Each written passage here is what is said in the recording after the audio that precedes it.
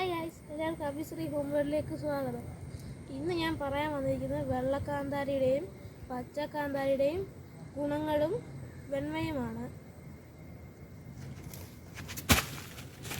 മുകളിലോട്ട് നോക്കി നിൽക്കുന്ന സെറാച്ചില്ലിയെ പോലെയാണ് വെള്ളക്കാന്താരി.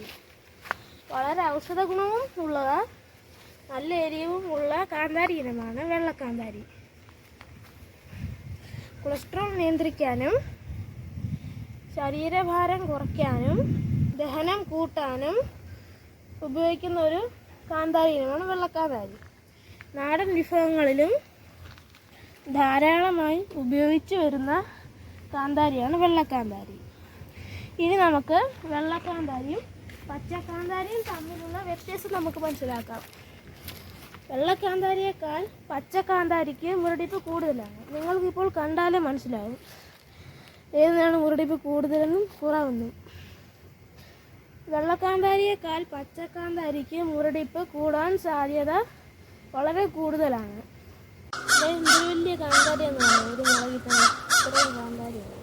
3 മുളക് മതി ഒരു ചമ്മന്തി ഉണ്ടാക്കാൻ.